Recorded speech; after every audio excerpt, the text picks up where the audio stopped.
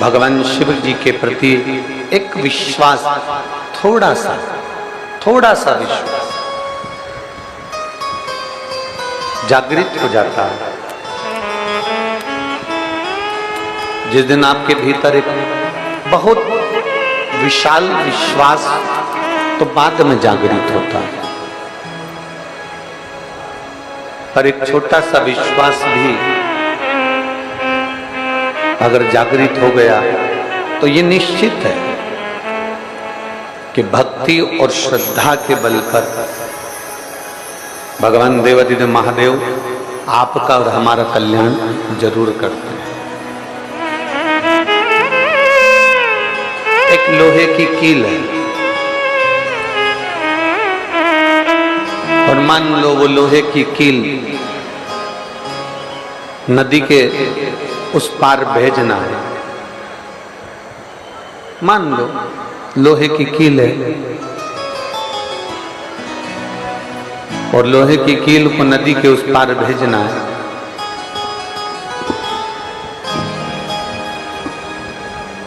अब वो लोहे की कील को तुमने पानी में डाल दिया तो पानी में डालने के बाद वो लोहे की कील तो पानी में डूब जाएगी।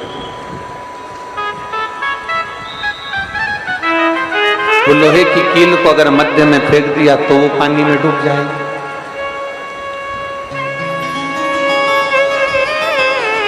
और वो लोहे की कील बार बार आप फेंकोगे, डालोगे, पानी में डूब जाएगी। पर शिव महापुराण की कथा कहती है अगर उस लोहे की कील को एक लकड़ी में अगर ठोक दिया जाए, लकड़ी में अगर उसको गाड़ दिया जाए, ठोक दिया जाए, तो वो लोहे की कील धीरे धीरे धीरे धीरे पानी के साथ में बहती बहती पार उतर जाए। पीछे क्या प्रॉब्लम आ रही पीछे वालों को? एलईडी नहीं चल रही है कि साउंड नहीं चल रहा है?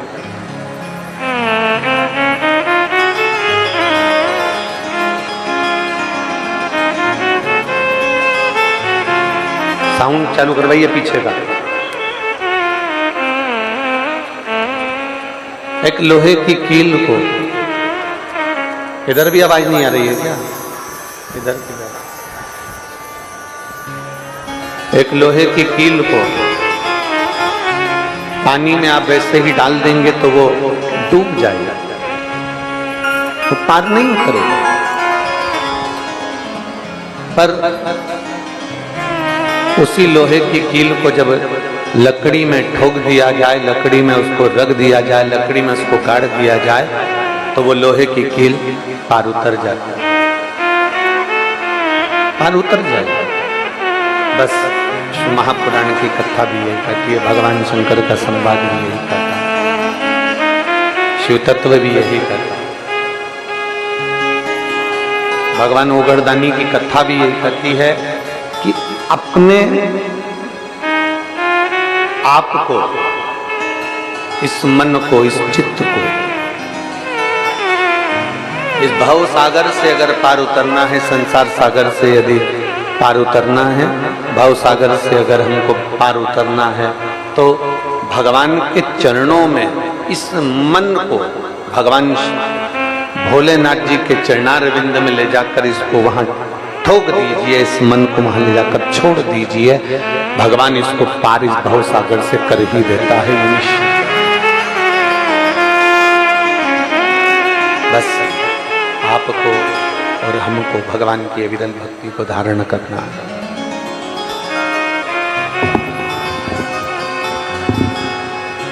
आपको और हमको भगवान की अविरल भक्ति में तल्लीन होना, अपने आप एक विश्वास रखकर, एक भरोसा रखकर, एक दृढ़ता रखकर यदि हम भगवान के भजन में रम गए, भगवान की विरल भक्ति में रम गए, तो वो परमात्मा हमको साथ दे। और तेरी कृपा बिना न मिले एक भी अणु, लेते हैं श्वास तेरे कृपा से बखान क्या करूं मैं लाखों के जप की भभूत में खजाना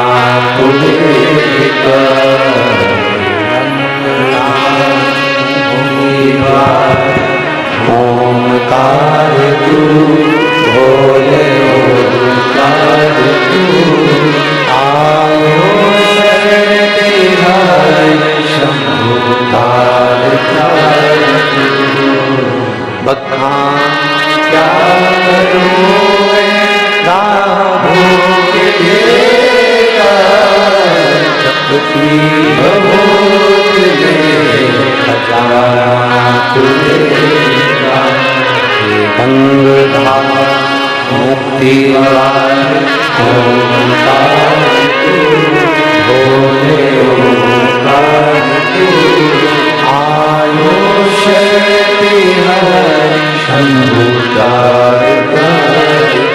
जब हम शिव की अविरल भक्ति में, जब हम भगवान की अविरल भक्ति में डूबने का प्रयास करते हैं, वो तारने का प्रयास करते हैं,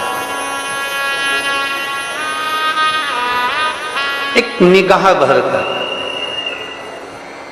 एक दृष्टि से, एकाग्र चित्त होकर अपने मन से जब हम भगवान का दर्शन करते हैं तो भगवान हमारी झोली अवश्य भरता है। बस अच्छा, एक आप लोगों ने ध्यान दिया होगा, अगर एक टकटकी बात परमात्मा की ओर लगाई, एक दृष्टि भगवान की ओर लगाई, एक दृष्टि महादेव की ओर लगाई और एक दृष्टि संसार में लगाई,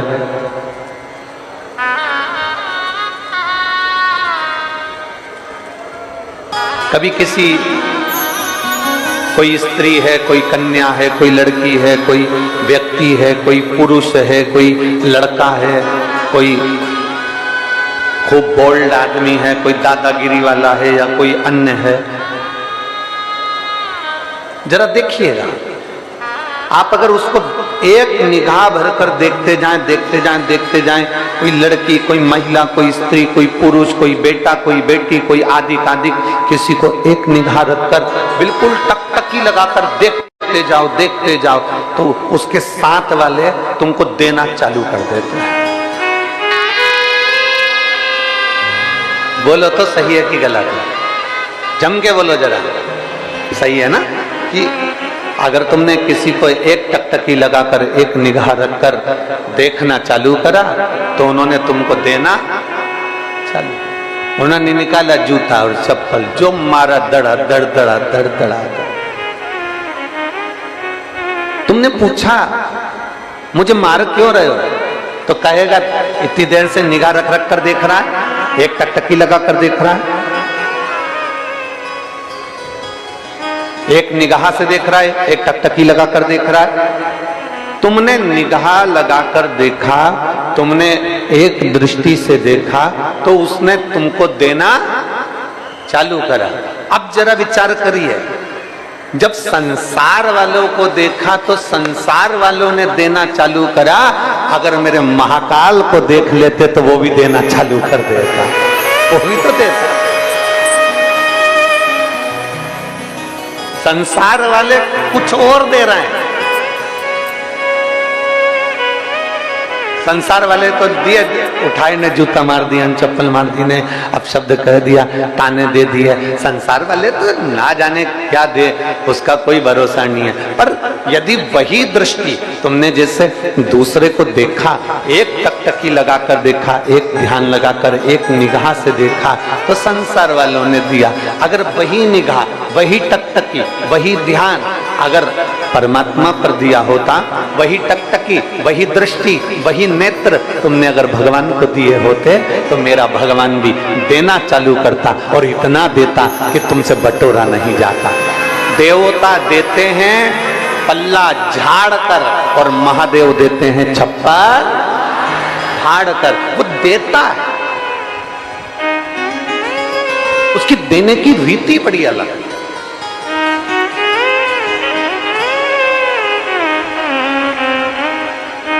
बस आप उस परमात्मा को निहार कैसे रहे, कैसे नहीं? अब ये भी हमको सोचना है कि देखना कहां है।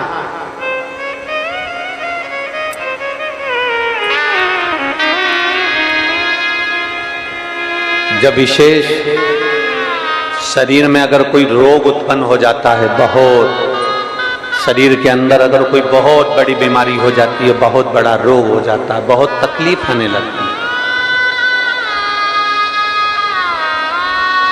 बहुत तकलीफ। डॉक्टर ने कह दिया कमर का गुरिया खसक गया, डॉक्टर ने कह दिया तुम नीचे नहीं बैठ पाओगे, डॉक्टर ने कह दिया तुम्हारी ये हड्डी बढ़ गई है, यह हड्डी का ऑपरेशन करना पड़ेगा। डॉक्टर से जांच करवाते रहो और साथ में एक प्रयोग करते रहो। जैसे ये जलाधारी है, ये शिवलिंग है, यहां से पानी नीचे बहता है, थोड़ा समझिएगा। ये जलाधारी है, ये पानी बहने का स्थान जलाधारी का, ये पीठी का, संपूर्ण पीठी का ये शिवलिंग। डॉक्टर कह दे कि ऑपरेशन की जरूरत पड़ रही है और तुम्हारा गुरिया खसक गया या तुम्हारी हड्डी बढ़ गई या तुम्हारी हड्डी का रोग बढ़ गया, ये शिवलिंग पर आप भगवान देवादिदेव महादेव को जल चढ़ाएं और जल चढ़ाने के बाद जो जल यहाँ बह कर आता है उस स्थान पर अगर जल चढ़ाया भी नहीं है तो जहां से पानी नीचे की ओर गिर रहा है उस स्थान पर गणेश, कार्तिकेय, अशोक सुंदरी वाली जगह से जब जल नीचे की ओर गिरता है उस स्थान पर अपना हाथ लगाकर बस कुछ देर तक उस हस्त कमल को उस स्थान पर लगाएं और भगवान शंकर का पंचाक्षर मंत्र नमः शिवाय या षडाक्षर मंत्र ओम नमः शिवाय या श्री शिवाय नमस्तुभ्यम भगवान का मंत्र का उच्चारण करें। यदि महामृत्युंजय मंत्र का स्मरण आता हो तो महामृत्युंजय मंत्र का स्मरण करें। हाथ का स्पर्श कर कर मार्कंडे बाबा का स्मरण कर कर और उस हाथ में ही थोड़ा सा जल झेलकर नंदी के पास बैठकर उसका आचमन करें। 20 से 22 दिन तक ये आचमन चालू रहने दो और 20 दिन के बाद फिर जांच करवाओ। धीरे धीरे शरीर की गुड़ियां काम करना प्रारंभ करेगी, हड्डी काम करना प्रारंभ, शिव तत्व को प्राप्त, भगवान ओघड़दानी को प्राप्त। एक पत्र देखिए,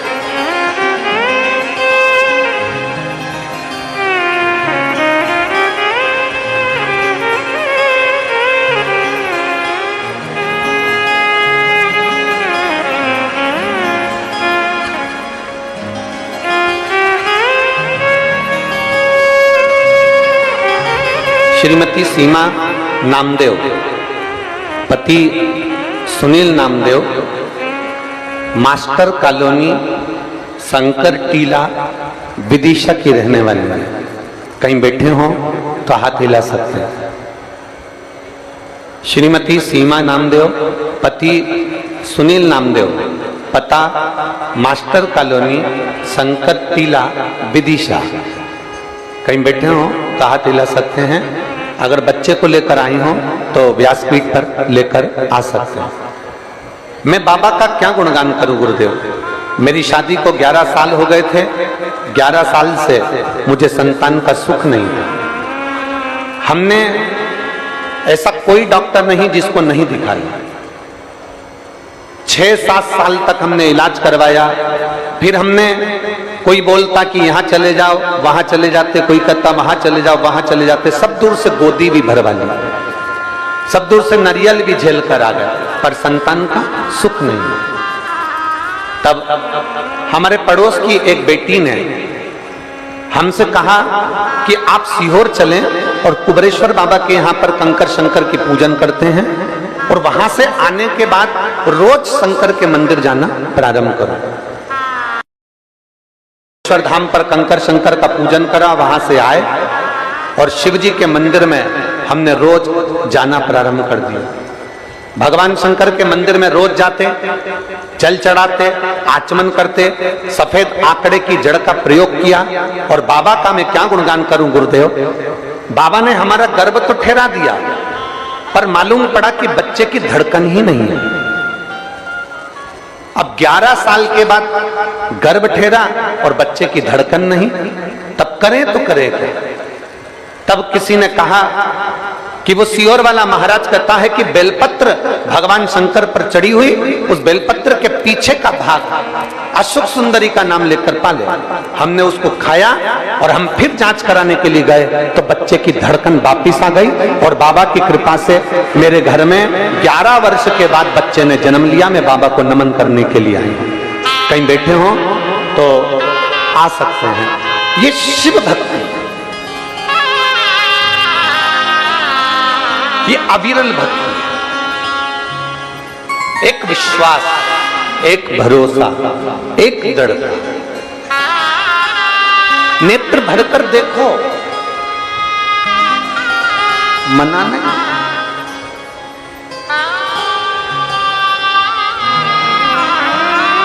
पर शिव महापुराण की कथा कहती है, भगवान शंकर का संवाद करता है, भगवान देवादिदेव महादेव का चरित्र कहता है। देखना कहां है,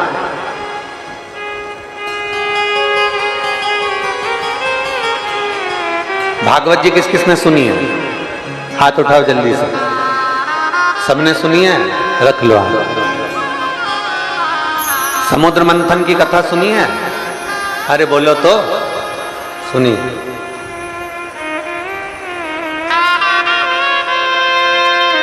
देवता और असुर दोनों ने मिलकर मंथन किया, सुनिए। अरे बोलो तो जम के सुनिए।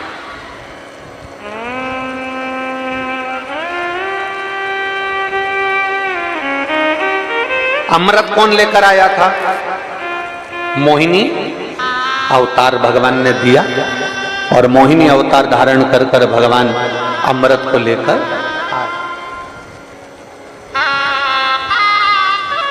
मोहिनी।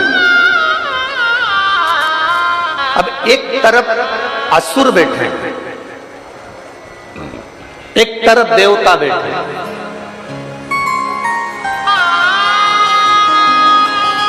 अमृत किसको मिला?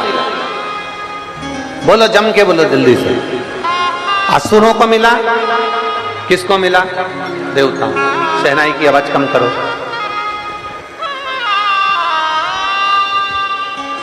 अमृत किसको मिला? देवता।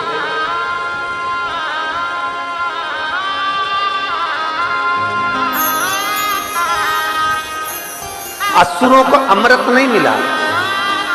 शहनाई की आवाज कम करिए। अमृत किसको मिला? देवता।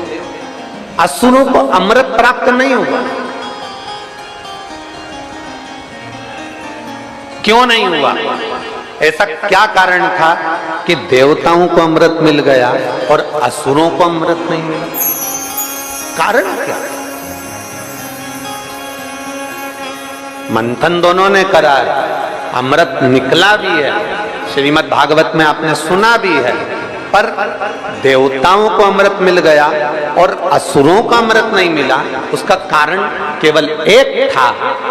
जब भगवान मोहिनी स्वरूप धारण कर कर, स्त्री का स्वरूप धारण कर कर, सुंदर स्वरूप धारण कर कर मेरे नारायण अमृत का कलश लेकर आए, तो असुर राक्षस वो मोहिनी भगवान के चेहरे को देख रहे थे और देवता मोहिनी भगवान के चरण को देख रहे थे। बस ये अंतर था, केवल यही अंतर। असुर राक्षस, सारे असुर, उनको नहीं मालूम कि ये भगवान है। उनको तो लग रहा कितनी सुंदर स्त्री है, कितनी सुंदर नारी है।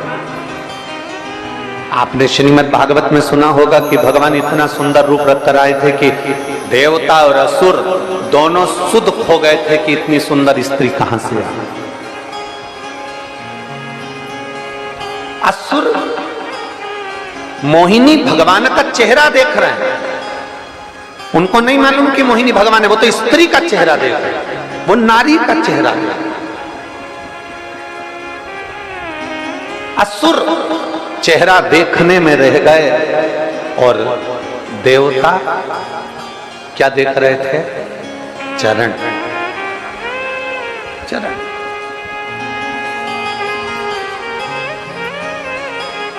शिव महापुराण की कथा कहती है, किसी पर स्त्री का चेहरा देखने से अच्छा है उसके चरणार बिंद को नमन करो, उसके चरण को देख।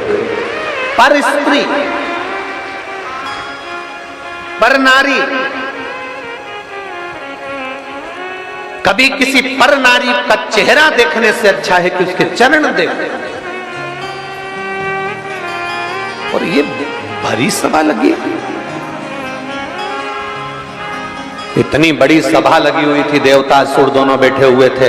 असुर चेहरा देखने में रह जाते हैं और देवता भगवान के चरण देखने में। स्त्री है, उनको भी नहीं मालूम कि ये भगवान है, वो तो चरण देख रहे हैं, चरण।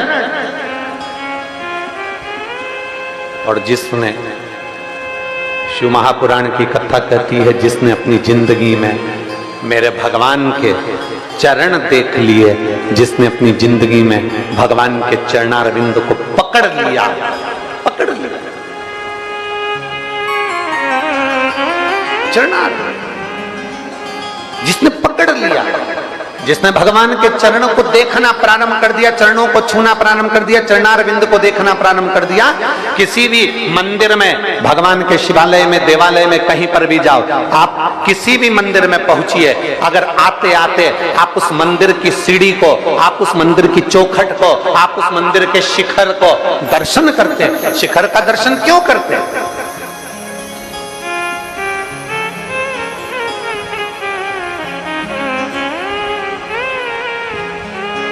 ऐसा क्या जरूरत पड़ गई कि मंदिर के शिखर का दर्शन करना चाहिए? और हमारे शास्त्र, हमारे वेद, हमारे पुराण भी कहते हैं शिखर दर्शनम सर्व पापनाशनम।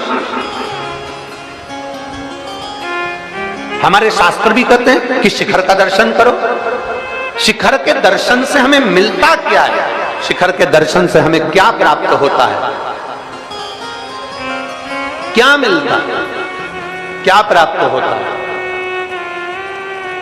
कहा मंदिर 25-50 करोड़ का बनवा लो, मंदिर 100-200 करोड़ का बनवा लो, मंदिर 1000 करोड़ का बनवा लो, पर मंदिर का पूरा मंदिर बनाने के बाद अगर उस मंदिर पर शिखर नहीं है, वो तांबे का, वो पीतल का, वो शिखर छोटा सा उस मंदिर पर अगर नहीं है, तो वो करोड़ों का मंदिर भी मान्य नहीं है। करोड़ों के मंदिर पर एक छोटा सा शिखर लगा होता है। ये हमारा सनातन धर्म कहता है कि मेरे भोलेनाथ भी इस प्रेरणा को देते हैं कि भले करोड़ों लोगों से तुम्हारा संबंध हो, अरबपति, खरबपति और दुनिया के सारे धनपतियों से तुम्हारा संबंध हो, पर शिव पुराण की कथा कहती है छोटा सा शिखर ऊपर भगवान ने रखा, उसी तरह छोटे से छोटे व्यक्ति को भी ऊपर रखना, तो तुम भी उन्नति की सीढ़ी पर चढ़। छोटे से छोटे व्यक्ति उन्नति की सीढ़ी पर चढ़।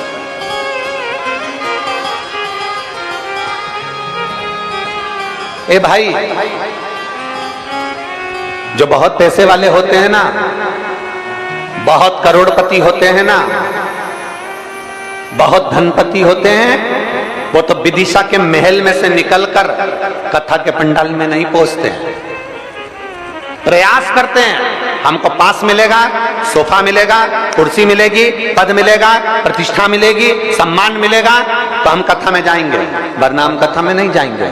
शंकर की कथा में धन और गरीब ये नहीं देखा जाता। शंकर की कथा में तो केवल इतना देखा जाता है कि मेरे नगर में मेरा महादेव आया है और मुझे उस महादेव से प्राप्त करना है।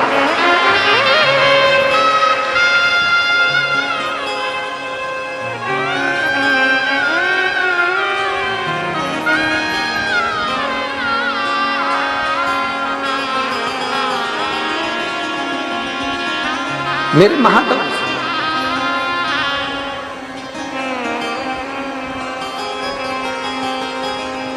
एक छोटा सा बच्चा स्टूल पे चढ़ता है, कूदता है, अकेले में वो छोटा सा बच्चा स्टूल पे चढ़ता है, कूदता है, अकेले में नहीं कूदेगा। उसकी मम्मी काम कर रही होगी, उसके पापा काम कर रहे होंगे, उसके मम्मी पापा, चाचा चाची, उसके ताऊ ताई, उसके काका काकी, उसके बुआ फूफा, कोई वहां काम कर रहे होंगे। तो छोटा सा बच्चा सोफे पे चढ़ेगा और कूदने का प्रयास करे, क्योंकि उसको मालूम है अगर मैं गिर गया ना तो मेरी मम्मी मुझे उठा लेगी, मेरा पापा मुझे उठाएगा, मेरा काका मुझे उठाएगा, मेरा ताऊ मुझे उठाएगा, मेरी ताई। वो बच्चा कूदता वहां है जहां उसके माँ बाप बैठे होते हैं। उसी तरह आप सब शिव महापुराण की कथा में बैठे हो, साड़ियां कीचड़ में हो रही है, चप्पल कीचड़ में हो रही है, शरीर पर कीचड़ लग रहा है, पूरा कीचड़ कीचड़ में, साड़ियां पूरी कीचड़ में भिड़ रही है, पन्नी बिछा ली, बैठ गए, आनंद कर लिया। कहां बैठे हो? छोटा बच्चा जैसे स्टूल पर चढ़कर गिरता है, कूदता है अपने माँ बाप के सामने, आपने भी विचार कर लिया कि ये कीचड़ में मैं बैठ रही हूं, पर किसी संसार वाले के सामने नहीं, मेरे कालाधिपति महाकाल के सामने बैठ गए। जब छोटे से बच्चे को, गिरते हुए बच्चे को मां संभाल लेती है, बाप संभाल लेता है, तो आप भी जब इस शिव महापुराण की कथा में आकर बैठते हो ना, तो मेरा काल अधिपति, मेरा विश्वनाथ, मेरा महादेव आपको भी संभाल लेता है, अपनी गोदी में उठा लेता है, डगमूलता नहीं है।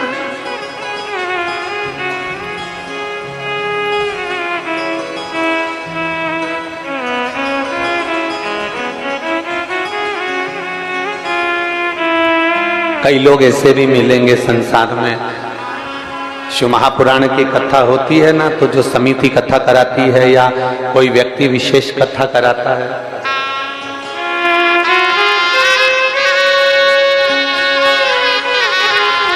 ग्यारह वर्ष के बाद बाबा ने संतान दी है, एक बार जोरदार तालियां।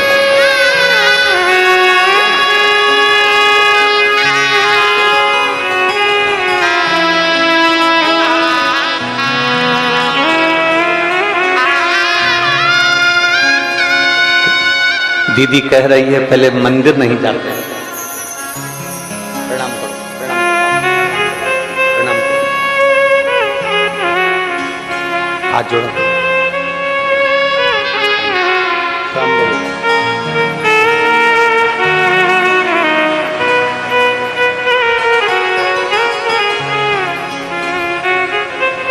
कह रही हैं पहले मानते नहीं थे, शिव महापुराण की कथा जब से सुनना प्रारंभ करना चालू करी, 11 वर्ष के बाद बाबा ने झोली भरी। एक बार जोरदार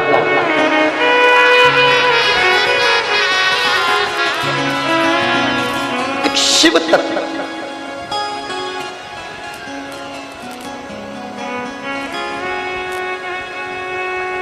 खाली न जाता कोई दर से तुम्हारे, खाली न जाता कोई दर से तुम्हारे, मैं भी खड़ी हूँ लगी बाएं पसारे, अपने हृदय से लगा लो गिना जा रहा हो, उठा लो भोले अपने घर से, अब तो लो गिनी जा रही हो, उठा लो। एक दृष्टि से देख, चेहरा नहीं देखना, हमें चरण देखना। मंदिर के शिखर को देखकर समझ जाओ, मंदिर के शिखर को देखकर समझ जाओ कि मेरा महादेव, मेरे राम, मेरे कृष्ण, मेरे दत्त, मेरी भवानी, मेरी दुर्गा एक छोटे से शिखर को ऊपर रखते हैं। हमें छोटे से छोटे व्यक्ति को साथ लेकर चलना, छोटे से छोटे व्यक्ति। जब हम छोटे से छोटे व्यक्ति को साथ लेकर चलते हैं तो हमारे जीवन की सार्थकता सिद्ध होती है। मेरे राम जी अयोध्या से चले थे, किसी पैसे वाले के घर में नहीं गए, किसी धनपति के घर में नहीं गए। मेरे राम जी चले थे, किसी वैभवपति के घर में नहीं गए। मेरे राम जी चले, किसी करोड़पति के घर में नहीं गए। मेरे राम जी अगर वन में गए तो एक एक संत, साधु, गुरु, ब्राह्मण, तपस्वी, साधक, उपासक, सन्यासी, साधक के पास में, अपने भक्त के पास में।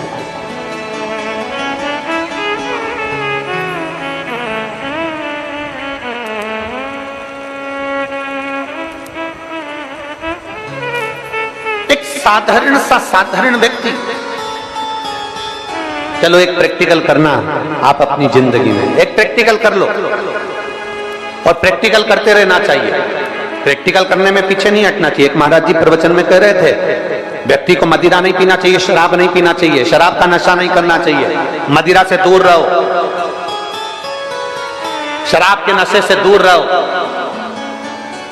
उसी में महाराज का पहचान वाला बैठा था, उठ के खड़ा हो गया, बोलने लगा, वो महाराज तो इतनी बड़ी बड़ी बात कह रहा है, तेरा सग्गा भाई पी के तो नाली में पड़ा, हमको ज्ञान दे रहा, पहले उसको तो समझा ले।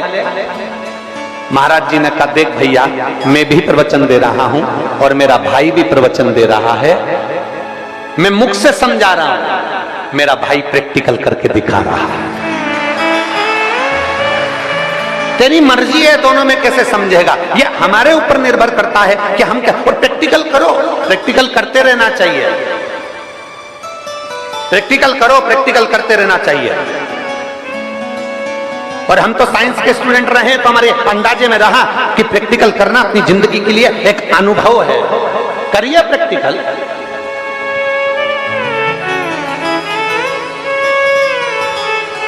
और करो, प्रैक्टिकल करके देखना।